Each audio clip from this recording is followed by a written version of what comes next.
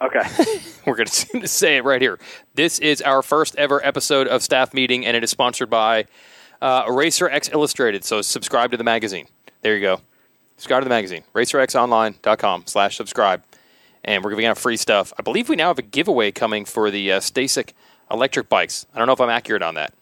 It's coming soon. I think so. Yeah. I've been gone, so who knows? Yeah, well, that's what makes this... This could be a big fat lie. Yeah, sorry, kids. Not to disappoint you like Santa Claus. Look, that's actually the reason we're going to do this. So it's me. I'm Jason Wygant. I got Chase Stallo on the line. Chase is either my right-hand man or my boss. I'm not sure. We basically run the Racer X Online website together. We've lost some fearless leaders through the years, so now Chase is our new fearless leader. I know Davey Coombs is still the boss, everyone. But Chase, you can tell everybody, he's not nearly as much of an overlord as the conspiracy theories would make you think. In fact, he pretty much just lets us do whatever we want. It's kind of cool. Yeah, I think that's one of the good things about working here is Davey just comes, if he needs to step in, obviously he does, but for the most part, it's like, hey, I trust you guys, do what you need to do, And then if we end up on Vital or something, it's quick, hey, what the hell? That's our rev limiter. Vital is our rev limiter. Yes. Don't end up on Vital and you're good. That's right. Okay, so you were gone, like you said. We were really screwed last week because you had a job at X Games, so we did not have you. I had to run the site myself. We have Abby who helps us with the posting, but the ideas and all that had to come from me, and we almost started talking about this on our regular Monday call, and we realized, no, this is content. We're going to use this. So we cannot talk about X Games until right now. Right. And it's actually the job you held. Yeah, that's your job. Yeah, it's a three-man defensive strategy. You, me, and Brett Smith, who's doing a lot of work for us also. We've basically just switched this job between the three of us every year at X Games over and over. Yeah, he's still there. And he is my boss there, one of my bosses. Yeah.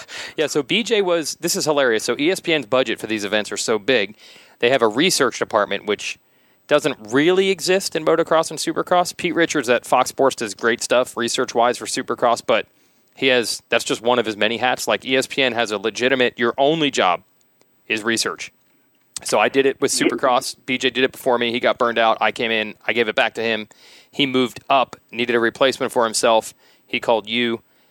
You have to build all this info on these events. It's crazy. Yeah. It's insane. Talent loves it, though. They just come right in, man. Give them all this stuff. And they're like, this is amazing. Because they work on other projects, right? This isn't their only project they do. And they come in and they're just like, oh, my God, you guys are awesome. I love you. Yep. But as you know, it's a lot of work. But it's, it's fun. It makes, I think, researcher or producers' talent know what's going on. A lot of times they're coming in from football or volleyball or it's not actually, the production is not ESPN anymore. It's a company called Echo. But they also do, I think they do Street League and volleyball and all kinds of other things, right? So it's not like they know Axel Hodges, right? Yep. They're just coming in and shooting and producing. They don't know who these guys are. So it's our job to basically tell them who they are. Yeah, and that's the whole key. Like, it's so easy. Here's the test I always use. Everyone always says, I don't need to hear on these races that Cooper Webb is on the blue number 2 Yamaha. I know that. Well, just flip on some other type of racing that you don't follow week in and week out, and you will immediately be lost. Go turn on the IMSA Sports Car Touring Championship, and then have the announcers not tell you who's in what car and tell me if you know. So we have to help that. So the producers, they could be doing World Cup. The next thing you know, they come over and they're like, okay, I got 3 days to get ready for freestyle motocross. Tell me what's happening. What have I missed in the last 12 months? Yeah, exactly. I mean, you nailed it. And when it was ESPN, most of these guys were, I think, college basketball. Wow. Or college football or something, Mm-hmm. So, they didn't know. They have worked, a lot of them had worked at, X Games for, 10, 15 years. So they kind of knew, but they don't know the storylines. They don't know what happened in the last year, whether that guy had a kid or got hurt or, competed in another event and won this. They have no idea. So that's what we're there for, to find out all this information. So when I did it, it was pretty easy because it was actually when they had the Super X race. So it was easy. I was going to the Nationals every weekend anyway, and I would just talk to all the riders who were going to be competing in X Games, and I got all my info there. What killed me is that went away. They replaced it with Endurocross, and I had to do new bios on like 38 guys. And I like Endurocross, and I do TV for Endurocross, but to get 38 people who you're not going to meet in one weekend in a race is hard. Now it's gone even further away. There's very little connection. X Games and Moto have gone so far apart, and to the point where, embarrassingly, I forgot Millville, Minnesota, X Games in Minneapolis, same weekend. That's how little the world's crossed now. People don't even realize. Came for a little bit. Yeah. But as you know, you were there when I got it. I mean, one of my events was flat track. I had never even heard of it. Yeah. So I had to learn quickly what flat track was. And the rest, I had enduro. Now I do like step up and stuff, step up, quarter pipe, best whip, and flat track. So it's a lot of, thank God for Instagram, man. I mean, these kids put their lives on Instagram. So a lot of my stuff is just kind of going through their Instagram, getting some backstory stuff, and then just calling them and asking them a lot of weird questions. Actually, I had one guy ask what his dog, because I was like, hey, what do you, he's like, oh, I have like 3 dogs. And I was like, oh, cool, what are their names? And he was like, why do you need to know that? And I was like, they just do, man. They just want to know it. Yeah. A lot of times they think it's very weird when I ask them questions, but I mean, for the most part, most people who have been doing it for 10 years, they get it by now, so they know it's coming. But when you get the new athletes, they're always like, what is this? What's this used for? Yeah, and the basic idea is if the guy wins and he's hugging people at the end, they want to be able to name what's the mom's name? What's the dad's name? Oh, the parents are actually divorced now, so we need to make sure the mom's name is different so they leave no stone unturned. But the difference, a new girlfriend or a new wife, or you know what I mean. So they do not want to get caught, which has happened, calling someone by the wrong name, which has happened before. Yeah. Well, I can give you an example. The one year we had Loretta's is live on NBC. Plessinger won the B class and he wins, and it was his first title down there, and everybody's going nuts. And this girl hops the fence and hugs him, and I'm like, oh, he's got it all. There's the mom and dad, the girlfriend. It was a sister.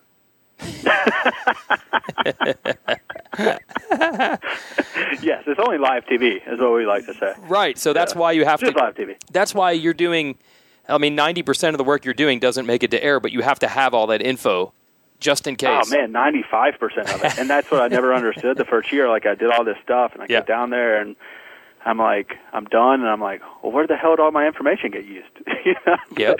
But now it's, ESPN's so big. I mean, they use it in PR, they use it in social, they use it everywhere, Stories written for xgames.com use that stuff. So it is used in a lot of different places. It just may not show up on TV, which is what, going into it, you think is where all this stuff's going to show up, but it doesn't. So, dude, you're as integrally integrated into X Games as it can be. For months out of the year, you have these deadlines, and you're tracking these athletes. Then you go to the event for almost 8 days or whatever. How many days were you there? 8 days. I was there Monday to Sunday. So, 8 days, 7 days. Okay, well, perfect. So, X Games is no longer in the motocross orbit. There was probably a 5-year span that went from, oh my gosh, if we could just get an X Games, to we can get into X Games if we beg and I'll do anything to get in, to indifference. That was like the 5-year span of moto. Now that's 10 years ago. So the motocross scene is somewhat out. Now you did see some people come over from Millville. Some people did hang out, I guess, on Friday and Saturday, right? I think Wilson was there, Christian Craig, Justin Hill was there, because Josh was competing in quarter pipe. I didn't see these. I did see Justin like on the big screen because they interviewed him like down on the floor. Yeah. But I just saw like the Instagram stuff from the other guys. I know they were trying to get Ken Roxon there. I don't know if he showed up or not though. Like X Games was trying to get him there. That's cool. Cross promotion. Yeah. Well, they at least think of Ken Roxon as a big enough star to be worth putting on TV. Well, the research team knows that, right? Oh. So they're telling the other people, hey, there's a race in Millville. Like, I don't think ESPN knew there was a race in Millville, right? Right. So we go to them and we're like, hey, there's a race in Millville. This guy, Ken Roxon, who has 1.7 Instagram followers, million. Hey, you should get him here.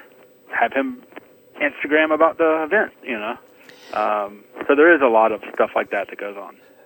Dude, I don't know if they got him that late, though. The critical part you mentioned is, so it's become very fashionable, especially in the motocross side, to be like, what happened to X Games? Remember X Games? Oh my gosh, I totally forgot X Games is going on. Remember when that used to be a big thing? But from your experience on the floor there, it's still big, just in a way that we are not looking at. You mentioned how badly they would want Roxon and his Instagram followers. This is sure. Social media has totally changed the measurables for this event. It's still big. It's just big in a different way. Yeah, and they put all the events live on online to watch in full, on YouTube or xgames.com. So I don't think you can measure it just via like a TV rating, which I still think does better than any pro motocross or supercross. Mm-hmm. Yeah, probably does. Yep. I think it's a very easy narrative to be like, I'm not interested in it. That means no one is, right? Yeah. Or, and I get like moto is probably not as big anymore, right? Freestyle is just not as big to the average moto guy, right? Right. But you go there and, dude, watching these guys do this stuff, it's still amazing. Like, I was on the floor watching these guys hit quarter pipe, and it's like insane. I was like, these guys are going to fucking kill themselves. Yeah, yeah. Or watching a double backflip. Like, it's still impressive, right? Mm-hmm. And like you said, it just shows up in your Instagram feed, right? And X Games has 2.2 million followers, which is, a lot of people. And that's just on Instagram, right? So you're right. It's not must-see TV anymore, but it fits into these perfect little pockets of social and YouTube, and you know what I mean? It's not like you have to be sitting down all weekend to watch it like you and I used to, right? It just shows up in my Instagram feed, and it's awesome. Yeah, I think that's part of what blows some of the hype, because before you had to know when it was taking place, and like I wouldn't say it was at the point where your whole year was built around it, but you knew around August, oh dude, X Games, yeah, I'm watching motocross every weekend, but oh yeah, that's cool, I'll definitely check that out. Now you really don't even need to know when it's happening, because it's just going to hit you in your Instagram feed or your Twitter feed, or you're going to go to YouTube for something else. I was shocked on like Tuesday where I go to YouTube and the suggestions are just full events from X Games, not pirated, not full stolen. Well, because they know someone's going to pirate it, right? So why not just, like go on there, and Pro Motocross is on there every week too, but it's not through the Pro Motocross accounts, right? So I think they've probably just understood, like, hey, why not just put it up there ourselves? I don't know that for sure. I don't know what they're, considering they run it themselves. That's probably why, because it's their own TV deal, so they can do that, I'm sure.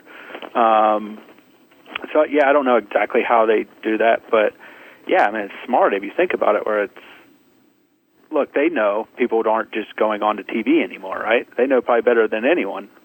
They're losing subscribers, right? So why not put it on YouTube or social or, these little cool clips that, as you and I always talk about with Moto's perfect for Instagram, right? Cool little 45-second clips. Same with X Games, right? Cool board slide or whatever, triple tail whip or Axel Hodges going 90 feet in the air. Dude. That's cool for Instagram, or Facebook or Twitter, whatever you're looking at, Snapchat. So, yeah, it's just different of how I think it's promoted probably too, like does ESPN still put a ton of promotion into it? I don't know. Do they need to? I don't know. Yeah, it might not even be the goal anymore. Might not even be the goal. Yeah, I mean, it may not be. I mean, I know they just re-signed for 2 more years, so they're not going anywhere. They have Australia coming up this year, so ESPN's a big company. If they were losing a bunch of money on it, they would just, or didn't see a need for it, they would probably just cut it. So obviously they still see the benefit of doing it. And I think if you're into skate and BMX and that kind of stuff too, it's still worth watching, Yeah, is that the problem also from our end, where for skate and BMX, is it still one of the big things? Yeah, where it's still relevant. Right. For sure. On the dirt bike side, it's like there's this niche called freestyle, but most of the dirt bike people that follow racing are like, yeah, whatever now. But a skateboard person and a BMX person, they're still watching it. Sure. I see. Yeah. And if you're a kid and it shows up on your Instagram feed and you're into action sports, you're still looking at it, right? And look, the moto stuff, I still enjoy it. I still think it's amazing what these guys do. And I think the addition of like quarter pipe and best whip, I mean, best whip's been around, but you know what I mean. Step up, like that stuff's still fun to watch. Like I still enjoy it. I think it's pretty cool, you know. So maybe I'm the minority in that, but you're right. It doesn't hold the same allure of like when Pastrana was doing it, right? Yeah. But Pastrana was like we always talked about, Deegan and Pastrana, and those. I mean, they were moto guys before, right? So you had a connection to them. Where a lot of these guys are just freestyle guys now, like Levi Sherwood and Taka and all those guys, right? They weren't racers.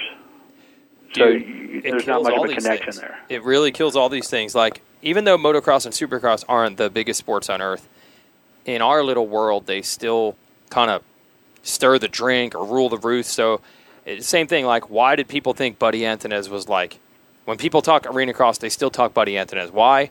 Because they knew him from Supercross.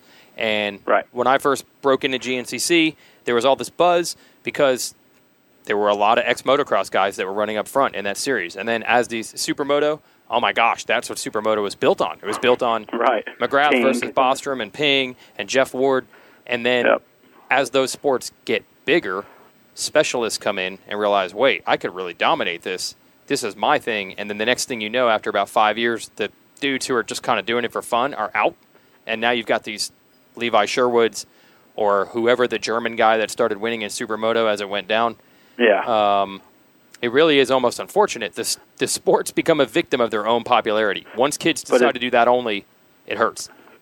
Yeah, it's coming back a little bit now, though. You have Axel, Tyler Bierman, Colby Raha raced as an amateur. You're starting to get that. And look, Tyler Bierman or Axel Hodges is, you know, you may not like him or his racing career or whatever, but that kid's huge on social. Yeah. You know, he influences a lot of things in moto.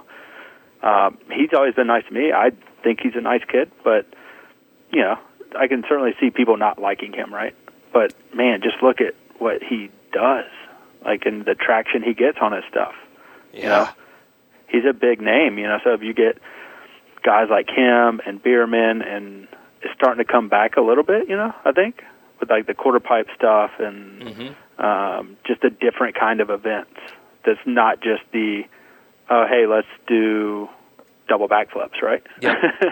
Which is now a common thing, which is strange to even say. Yeah, because when you take... like 7 guys did double backflips. Oh, I know, I know. And we'll get into that in a second. But, yeah, that is the weird thing. When you get the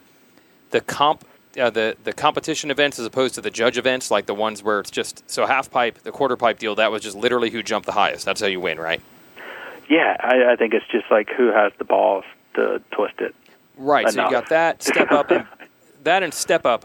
And that was, step up was the only one where, like, Carmichael and McGrath really got involved in, because they're like, well, this is the closest to racing. It's still a skill competition, not a trick competition.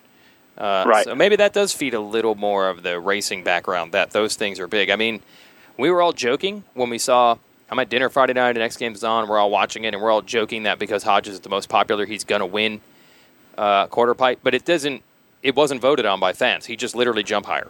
That's why. I mean, he's just skilled. Yeah. He's really good on a bike. Yep. You can't deny that, you know. Yeah. He may not be the best racer. Yep. But he's really good on a dirt bike. Yep. Like, go and watch that thing from the floor, and you're like, wow, this dude is skilled on a dirt bike. You know? How high did you say he was going? I think 35 feet, and they measured it from the top of the ramp, so which is 18 feet. So to the floor, I mean, it's like 52 feet. Oh, my gosh, Something dude. like that. So it looks nuts in person on the floor. Oh, my God. Dude, your heart's dropping, and you're not even riding. Yeah. Like, you're like, oh, my God. If this dude misses by an inch, it's, you know, and I think you saw it last year with McNeil. He missed a little bit, and his grip turned and dislocated his hip. Like, just boom, you know. And this year you could tell he was like, I'm not feeling as comfortable on it. You know what else makes it even cooler in that scenario? Because I remember when I was working X Games too. The fact that it's once a year, okay, look, they can practice on quarter pipes all they want, or they can practice their tricks all they want, but it still has that anticipation of this is the only time I'm going to stand on the floor and look at this jump all year. This is the only time I'm going to practice off this jump all year. It's the only time I'm going to jump this jump all year. It just, even if that really isn't making it any more dangerous, for them it might be nothing. When they jump the same Supercross triple 17 weekends in a row, it loses the illusion of, do they really know what they're doing? There's just that little bit of variable here where it just, you can just sense it when they're first checking the track out on Wednesday or Thursday. You're like, they're all just looking at it right now being like, what to do. Yeah, well, it's funny. I talked to Bierman, and he hadn't hit the quarter pipe since last year. And this was before practice. And he, sticks out his hand, and he's, shaking. He's like, dude, I'm so nervous right now. Wow. Wow. And he got bronze, So it just goes to show, and a lot of these guys, man, this is what their sponsorships, this makes or breaks their year a lot of times, right? Yep. If they go and flame out a couple years in a row, they're not getting sponsors. So it's, I don't know. To me, it feels easy to join the crowd that I don't care about it, so that means everyone else doesn't. Yeah. So, yeah. I don't know. When you still look at their ratings and their social following and all that stuff, it's still every bit as popular, right? Maybe not in the peak action sports, what was that, 2000 to 2008 or 9, when, action sports were just blowing up. Mm-hmm. Is it that popular? I don't know. Maybe not, but it's still huge, right? So, I don't know. I guess what I wonder is, do kids, fiend off of it like we used to, How so? Well, as far as, man, X Games was coming up, I was in front of the TV for 4 days, The kids still think about it like that. Yeah, I don't know. It's partially because even if they were as interested, you almost don't have to be, because like I said, it's still going to pop up. If you missed it on TV before, you missed it. Like now, you literally don't have to put in any effort. It's going to be delivered to you via social media or YouTube, whether you want it or not. So sometimes you probably don't even need to have that anticipation, because you just know, I'm gonna get it anyway. Yeah, and if you're into action sports, you're following Nigel Houston or Axel Hodges or Levi Sherwood, guys like that are Jackson Strong. So they're going to be posting about it. Then you see it, and then you'll probably go to YouTube and find it, watch some of it. So it's measured so differently now, right? And especially in the age demographic they're trying to get, which is 12 to 24. Yep. Those kids don't watch TV. Nope.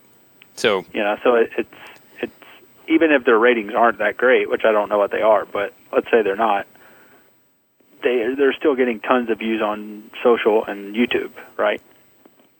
Dude, we're going to get to the hilarious point where ESPN makes an event for TV that they don't even bother to air on TV because people don't watch TV. Yeah, they just put it on Instagram. Instagram and YouTube and ESPN.com. How weird is that going to be? That's kind of where we're going. God, I'm going to be the old guy that's I remember back in the day. Yes, when you had to know when stuff was on to be able to watch it. We used to have a TV guide thing that you'd have to read. Yeah. You mean you had to watch it when it was on? You couldn't just pick? Nope. Yeah. It didn't come just straight to your phone? That's right. Dude, it's so weird, though. This is what I don't get, and no one has ever been able to explain this to me.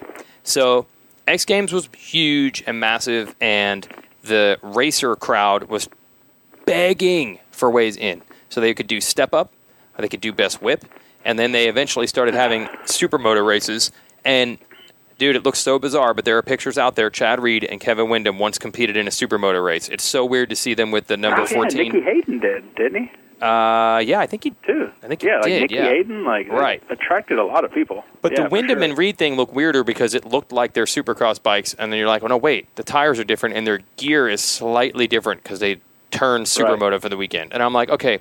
So Chad Reed never raced supermoto. Kevin Windham never raced supermoto. But by God, they're going to do it because they will race a sport that they don't even do just to get into X Games. Then I guess X Games is like, why are we beating around the bush? Let's just have a darn supercross race. And after about 3 or 4 years, they can't get riders to be in it. Yeah. I will never, ever understand that. Yeah, I don't know. I wasn't even in the industry at this time, so I have no idea. Yeah, I don't know. It's weird. I remember Grant did it. I was working at Verb. Yeah. This was probably one of the last years they did it, and Grant won. Yep. and it was like Grant and Hansen and like Justin J-Law? Brayton, baby. Brayton? Yeah, Oh, yeah. Brayton was in it. Yep. And like J-Law. And that was it. That's all they could find. Yeah. Hanny became like the master of it. Yeah, the first year I worked it, I believe Grant and Brayton went 1-2. It was a JGR sweep. JGR was on the upswing, and they're still waiting for their next big moment. They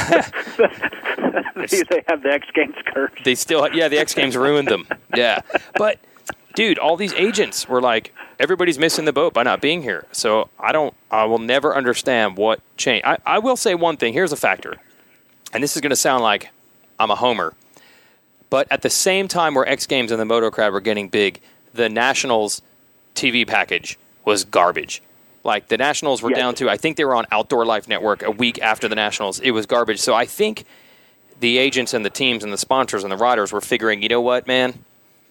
These 12 Nationals aren't being seen by anybody. I should just do X Games and one day, and I've done my whole summer worth of exposure. Right. And then once... They were probably right. I think they were. And then once... in 2009, again, it's this full homer right here. So MX Sports takes over. They get in bed with NBC.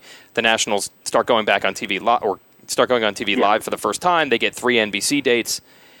It's not as important. It does. I mean, you look, don't need it. You and I know that there probably isn't as much research into the numbers as there should be.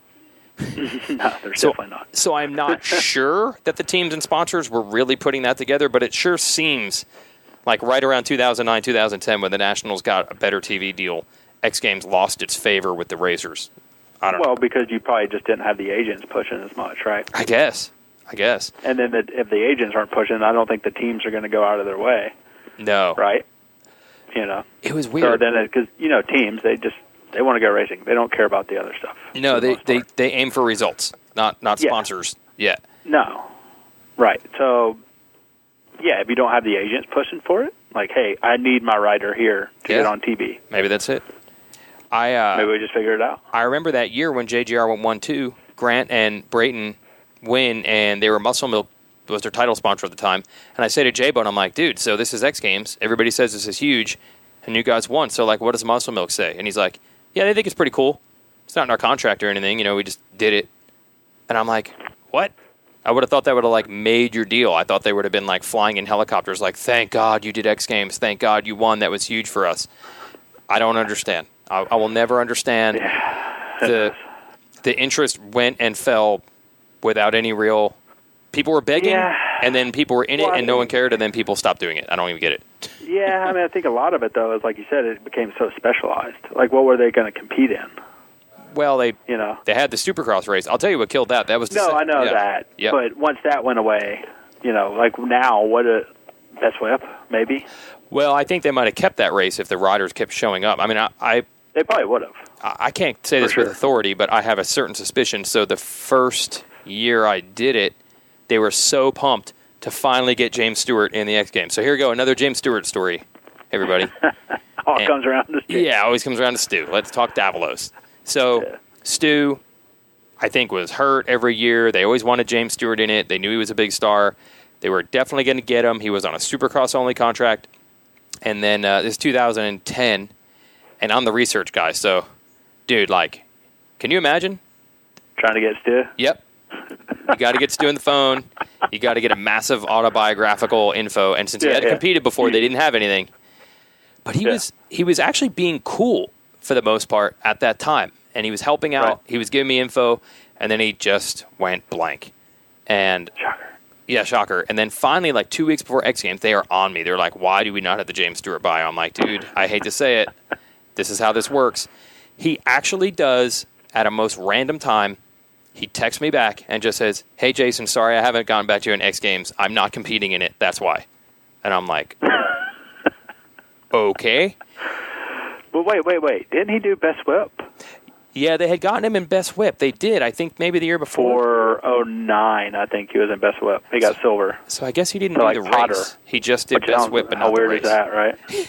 Potter versus... James Stewart got second to Todd Potter. That was probably cool. But that was back when it was Twitter or fan voted.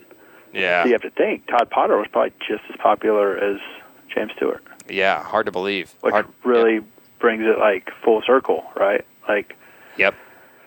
I don't know. I guess you could say Axel Hodges is. I mean, he has probably just as many Instagram followers as Tomac, if not more. Yeah. So how do you measure that, right? I don't know. I think the one thing the motocrossers always will have on their side is it will always be because it's so competition-based, as in it's hard to say what product is making the freestyle athlete perform better. Like Kawasaki might get as much or more exposure from Axel Hodges riding a Cowie there, but does he prove the superiority of the Kawasaki product by winning? No. Right. No, for sure. That's the help that motocross always has. Does a 13-year-old care? Now, you're not going to sell a 30-year-old on that, right? No. Nope. But does a 13-year-old care? Or do they just want the bike that so-and-so's riding? Yeah. It definitely is big having those guys and those numbers. So somewhere someone would have to come up with a scale of like Tomac at 50% as many followers is just as critical because he's proving the product. So even at less popularity, he's having as big an impact on the brand or something. It's almost like that's the matrix you would need. I think companies are saying they're both needed, right? Yeah. That's why they sponsor both. Yep. Axel gets Kawasaki help. Well, yeah. You know, he gets sponsored by Seven. He gets sponsored by BTO. He gets sponsored by Monster, right? They understand the need for both. We need to mention his brother's Dirt Shark here, so for Monster, just so people don't say, you idiots, sure. Of course he is. Do we just need to... We know this. We know this, everybody. Yes. And his other brother works for the snowboarding team. So, yes, I understand that. But they still sponsor him. You know, they still pay him money. So, you know, would Monsters pay him money if he sucked? I don't know. Maybe. He just happens to be good. Well, like you said, it was not a judged event. He went 50 feet. He did it. So he earned it. Yep. I don't know. Do they compel people to buy things is the question. I mean, obviously they must a lot because they all have sponsors. But that's always some old guy's going to be like, I don't care about the numbers. Do they make people actually do something? I don't know. Yeah, Yep. That's hard to prove, man. I don't know. Yes. Does Nigel Houston make people go buy stuff? Yeah, I think he does because, like, apparently he came out with a shoe and it's, like, sold out within days. So that's how you prove that, right? It's a little easier in skating where they have, like, custom shoes and decks and stuff, right? You can literally prove this kid pushes product. Yes, and Moto has the problem of, so Axel Hodges wears 7 gear, which looks cool, but no motocross gear company, they could never try to market that like, oh, all you kids that don't even ride dirt bikes, we'll make stuff for you also, because then it would be sellouts. Nope. Right. You have to have it in dealers, and it has to be hardcore moto, so they can't. Yeah. You try to go there even like step one toe in the water. I mean, look, you look at, I know you're into snowboarding. It's ridiculous. They are clearly not wearing the outfits that are tuned for best performance. They have to look cool. They have to have the snowboard look. Sure. Yeah. Yes. Oh, for sure. And look, I buy the stuff that I think looks cool. For sure. 100%. Exactly. 100%. Now, I'll wear a helmet, but you know what I mean? Like, I got to look cool, too. Why? And when you watch the Olympics, the snowboard outfit and the skiing outfits do not look anything alike. Because skiers are like, well, this is the most aerodynamic, lightest weight thing I can wear. Yeah. Snowboarders are like, what's the coolest looking thing? So those board sports will always have that edge. Yeah, and you're right. The Moto just doesn't have right now. Maybe it will one day. I don't think it can because, dude, as soon as you start doing concessions for style, people get angry. Yeah, that's true. But, man, when I was growing up, like, I was a Reed fan. And whatever gear he was wearing, I was like, dang, dude, I want that gear. The gear's sick. Yep. Now, was it because I liked Reed or actually the gear was cool? I don't know. Yeah. But I wanted what Reed was wearing. You know, like, and look, it proved it in that story Mathis did on him, right? Companies even said Chad Reed moved product. He does. No doubt about it. Yep. Right? Yep. Ken Roxon probably moved some product. Yep.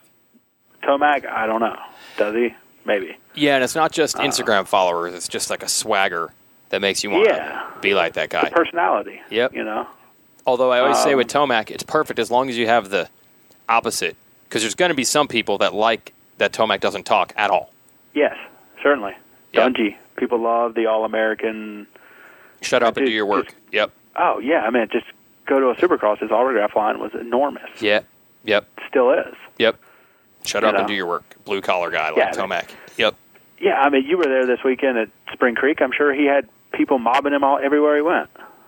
Yeah, Dunge is crazy. There's just so much respect, I think, that really helps. Yeah, and he's a nice guy, Yep. So that helps. Dude, this reminds me of the other thing we were talking about on one of our Slack channels where, so Thor, they had the cat gear. We know about the cat gear. That was crazy. Shark gear. They had cat gear. Now they have flower gear, shark gear. Yeah. But everyone was laughing at Marvin Muscan for wearing the cat gear. But Aaron Plessinger ran the cat gear a couple weeks too, and you never really heard about it. And then I go over to the Star pits, and I see Plessinger getting worked on, like warmed up, massaged, stretched out, and he's wearing the flower gear. And, dude, on Aaron Plessinger, it looked fine. He just pulls it off. That's weird he can just. Happens, right? Did you hear anyone rip on Plessinger when he wore the cat gear? No. Nope. No, not one person.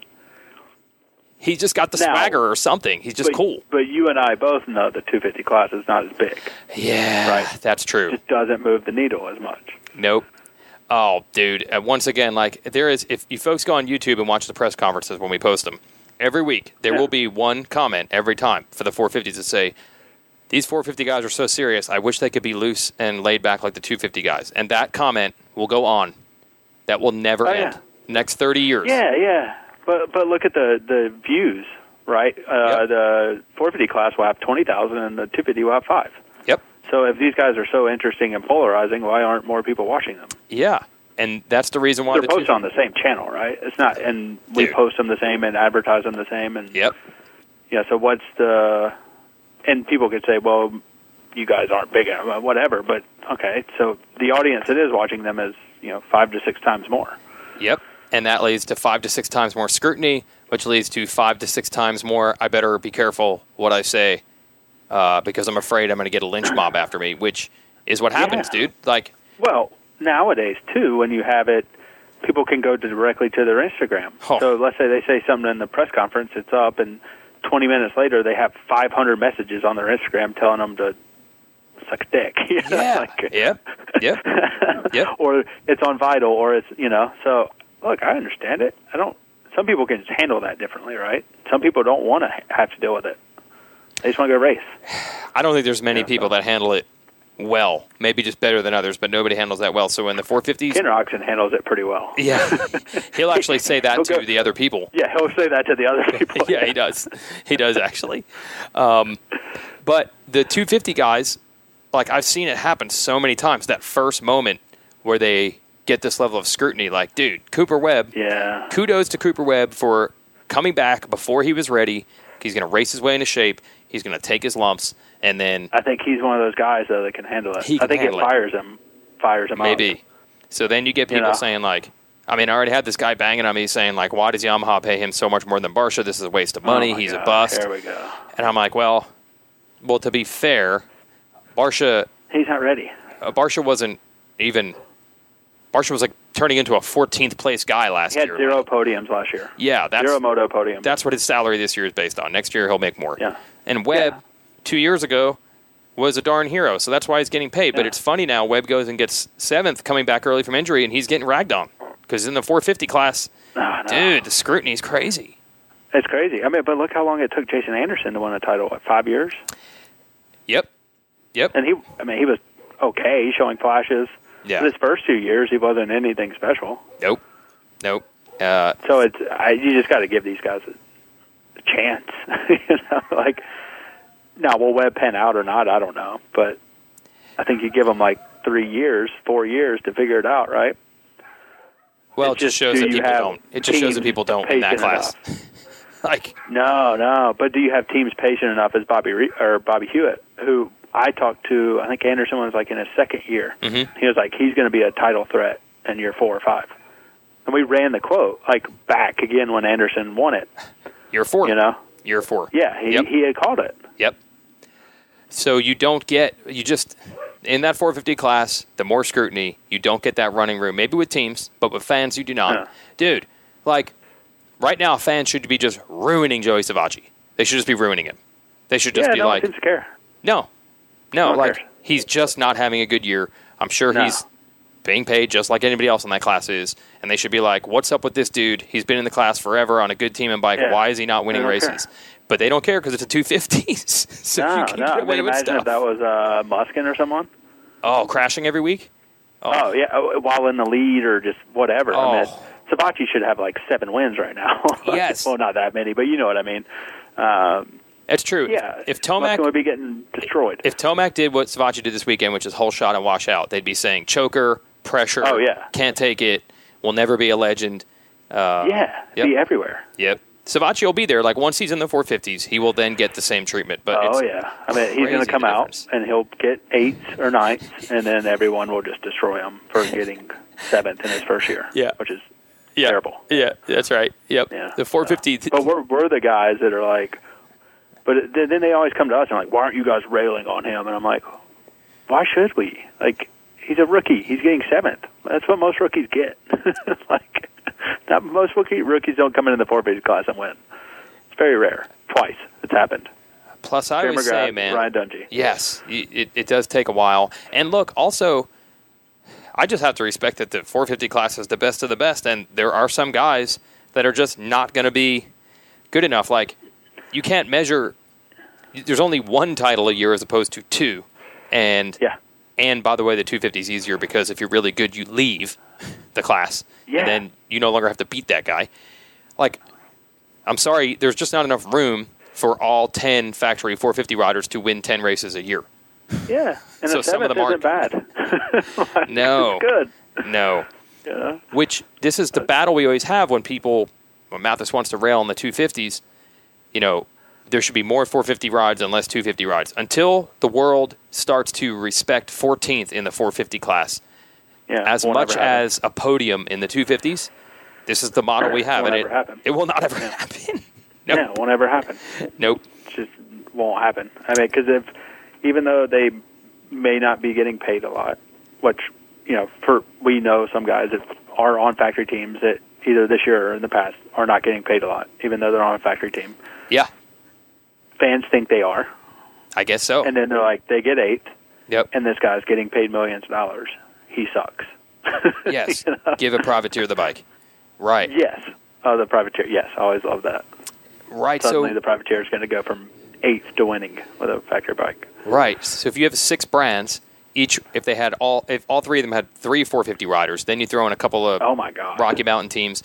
If you had 25 450 factory riders, that pretty much means that 12 of them are just going to get ragged on for sucking. Well, we do. What did we count at the beginning of this year? Actually, Anaheim won. Yeah, I think we did have 24. Yeah, Anaheim won. It was like 22. Yes.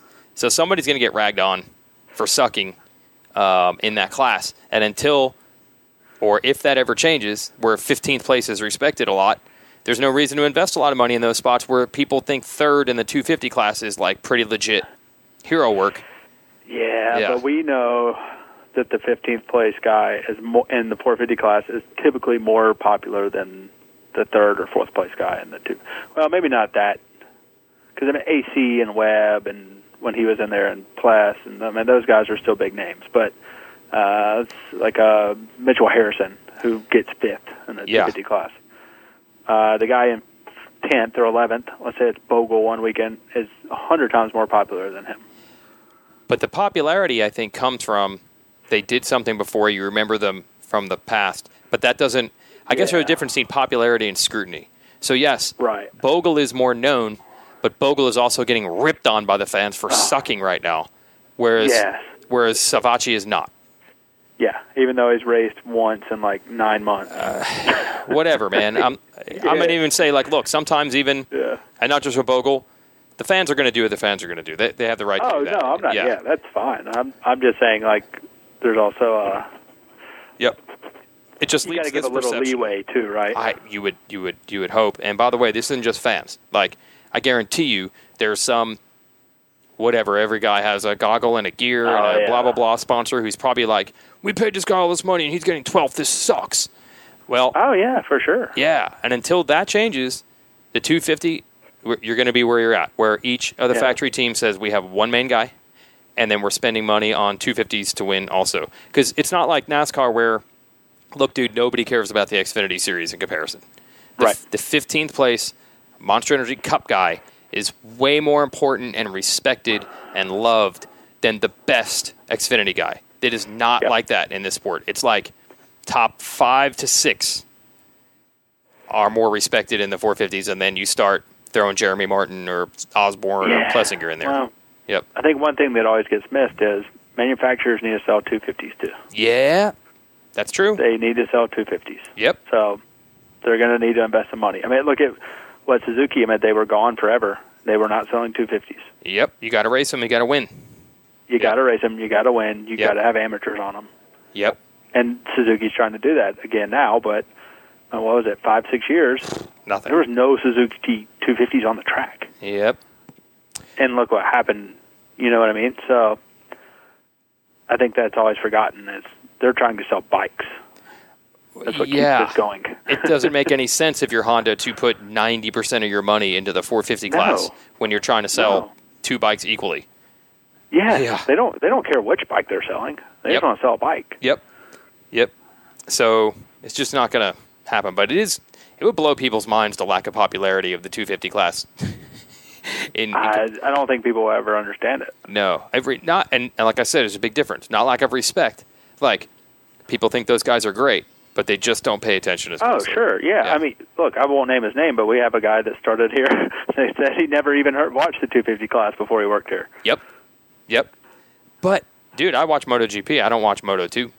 So, oh, hell no. Or 3. I don't watch any of those. And like I said, the Xfinity series. No. Yep. Same thing. Yep. I mean, I watch MotoGP because I know those names. Yep. I know Valentino Rossi. I know Jorge Lorenzo. I know Danny Pedrosa. Like, I don't know any of the guys. The only guy in Moto2 I know is Marquez's brother. That's it. Because he's Marquez's brother. So, I'll see. Yeah, and I'll just look and see how he did. And I was like, oh, cool, Marquez's brother got third. Good. So even that's only because of the guy in the MotoGP class. Yeah, exactly. Like, I don't know the other guys. So it's like, it's hard to follow it and watch it. And, like, you know, what we always talk about is, like, especially on TV, you want to get a connection, right? And that's what drives fans to continue to watch, right? If they connect with a story, you know. Cooper Webb broke his leg, and he's racing with a broken leg, and people are like, "Oh my God, this guy's awesome! He's a hero!" And I'll continue to follow him and watch him, right? So that's what's important, and you just don't have that sometimes with in this case, Moto2, right? There's just it's just a not race. as much coverage, which is weird though, because I would say us and Transworld and Vital, I mean, we cover the 250 class just as much. Yep. But in like I read road racing stuff. I mean, those guys never even cover Moto2. It's it's not worth it. We try, but we have numbers to prove that we probably shouldn't try as hard. But oh yeah, I mean, if we were just going off numbers, we should never even cover it. No. It's not worth our time. Nope. But that's unfortunate for 450 guys. It just leads to more scrutiny, and that's why they're more buttoned up in the press conferences. That's why, because what Marvin said in the press conference in Foxborough is going to haunt him for the rest of his career. And I can't, dude, I cannot remember the press conference of when Osborne took out Savage to win the title. I don't even remember what Osborne said. No, I don't think he got that same amount of hate, though. No, that's what I'm saying. Of course not. The 250, of course, the 250 guys are more relaxed in the press conferences. They never get that same level of hate. So we do it to ourselves. They're celebrated for that stuff, which is weird. Well, I don't know. But again, that's I think what happens when you have a smaller group watching you. You know, it's just the scrutiny. When you widen the net, you're just going to get more lovers and more haters. But you only notice the haters. If you're those guys. Marvin, there probably were some people that thought it was badass that he took Tomac out to win a race. But he's not going to hear that. He's just going to hear the people saying, I hate you. No, and this is like turned. I've never seen it. I don't know. Maybe J&B was getting this much hate, but I've never. Yeah. I don't remember a guy being. Maybe Reed. Reed was hated for a while. Reed was hated. Oh, Carmichael was hated. Carmichael was hated. Yeah. I don't know. I don't remember.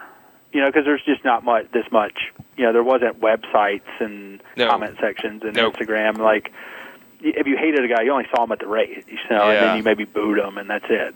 Yep.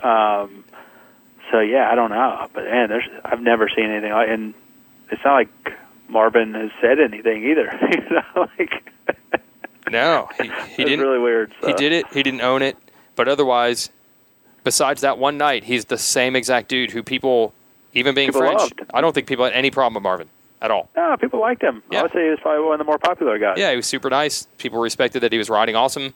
And that one thing, again, that 450 scrutiny. Now, look, he's screwed because he's French, and that immediately is... You never heard about him being French until now. Of course. Yes. Yeah.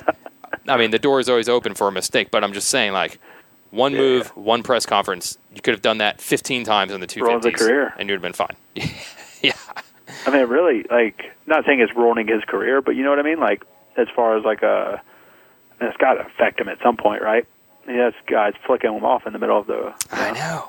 Hey, do you think... hands. I was wondering this. Tomac has not... Okay, people were stamping it that Tomac was going to take him out as soon as the next week to get revenge. Yeah, I touched him. Dude, do you think they realized, look, he's taken the high road. He's so much better off not having done it. Right, yeah. He took the high road. But he won. But this is what's weird, right? Yeah. So, Daytona, Tomac cleans Webb out, right? Destroys him. Says he did it on purpose. I mean, did it really just come down to that? Admitting it? And that's it?